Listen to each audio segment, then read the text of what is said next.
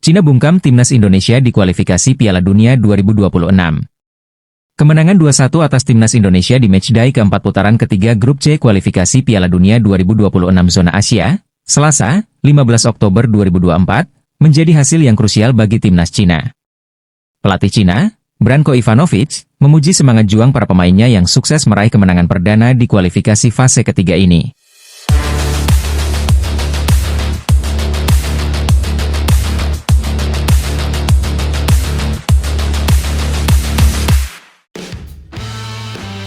Timnas Cina berhasil menang 2-1 atas timnas Indonesia berkat gol yang dicetak Behram Abdueli pada menit ke-21 dan Zhang Yuning pada menit ke-44. Shin Tae-yong ungkap turunnya konsentrasi jadi faktor kekalahan timnas Indonesia kontra Cina. Sementara timnas Indonesia hanya membalas 1 gol lewat sepakan Tom Haye pada menit ke-86. Pelatih kepala timnas Cina, Branko Ivanovic, memuji semangat juang para pemainnya yang tampil dengan intensitas yang tinggi. Saya ingin mengucapkan terima kasih kepada para pemain atas dedikasi mereka dalam pertandingan ini. Mereka sukses memperlihatkan kemampuan taktis yang saya inginkan, termasuk intensitas dalam rebut penguasaan bola dan semangat untuk menang, ujar Branko Ivanovic seperti dilansir dari Xinhua. Cina menerapkan formasi 4-4-2 saat melawan timnas Indonesia dengan Behram Abdueli dan Zhang Yuning sebagai penyerang utama. Meski Wu Lei yang jadi pencetak gol terbanyak Cina saat ini harus duduk di bangku cadangan karena baru pulih dari cedera, Cina mampu mengendalikan permainan sejak awal.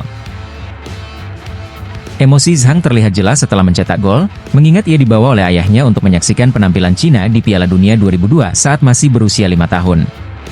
Atmosfer di Stadion Pemuda Qingdao sangat mendukung, dengan hampir 50.000 penonton memberikan semangat kepada tim.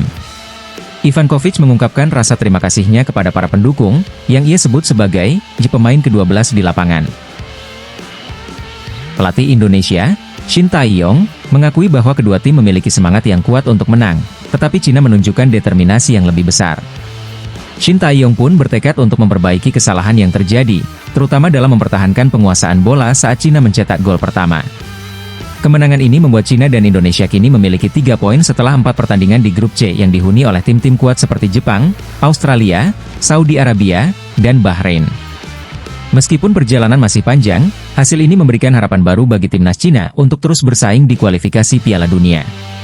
Pelatih timnas Indonesia, Shin Tae-yong, kaget dengan gaya bermain timnas Cina dalam putaran ketiga kualifikasi Piala Dunia 2026 zona Asia. Apa kata arsitek asal Korea Selatan itu? Shin Tae-yong baru saja gagal memimpin timnas Indonesia ketika menantang tuan rumah Cina karena kalah 1-2 di Qingdao Youth Football Stadium, Qingdao, pada Selasa, 15 Oktober 2024, malam waktu Indonesia Barat. Turunnya konsentrasi jadi faktor kekalahan timnas Indonesia kontra Cina. Bermain dalam matchday ketiga grup C, 2 gol Cina dilesakan oleh Behram Abdueli pada menit ke-21 dan Zhang Yuning pada menit ke-44. Sementara, timnas Indonesia hanya membalas sekali lewat Tom Haye pada menit ke-86. Karena kami kalah dalam pertandingan ini, saya tidak ingin membuat banyak alasan, ujar Shin Tae-yong dalam konferensi pers setelah pertandingan. Namun, saya tidak pernah menduga Cina bermain dengan gaya sepak bola yang sangat klasik, seperti menggunakan umpan panjang dan hanya kick and rush. Ini sangat disayangkan, jelas Shin Tae-yong. Secara statistik, timnas Indonesia memang dominan. Tim berjulukan Garuda itu mencatatkan 76% penguasaan bola dan total 14 tendangan, berbanding 5 milik Cina.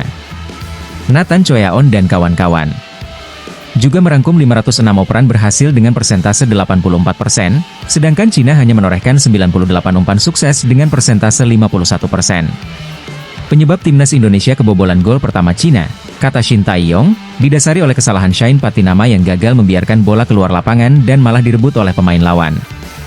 Namun, alasan kami kebobolan gol pertama adalah karena kesalahan dari bek, dan mungkin itulah yang menyebabkan tim kami kalah dalam pertandingan ini, imbu Shin Tae-yong.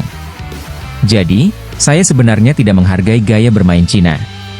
Pada pertandingan berikutnya, kami akan memiliki persiapan yang lebih baik, ungkap Shin Tae-yong. Pelatih asal Korea Selatan itu dianggap meremehkan Cina dengan merombak formasi timnas Indonesia. Turunnya konsentrasi jadi faktor kekalahan timnas Indonesia kontra Cina. Dalam pertandingan itu, Shain Patinama, Nathan Choyaon, Asnawi Mangkualam, dan Witan Sulaiman yang tidak menjadi starter saat melawan Bahrain masuk starting 11. Sementara di sisi timnas Cina tetap memainkan para pemain kunci. termasuk pencetak gol ke gawang Australia beberapa waktu lalu, Xie Weneng. Yang krusial, ST mencadangkan Rizky Ridho dan Tom Haye, dua pemain yang selama ini menjadi kunci. Terbukti, setelah kebobolan 2 gol di babak pertama, ST langsung memasukkan 2 pemain itu di babak kedua. Sayangnya, Timnas Indonesia gagal mengejar ketertinggalan dan kalah 1-2.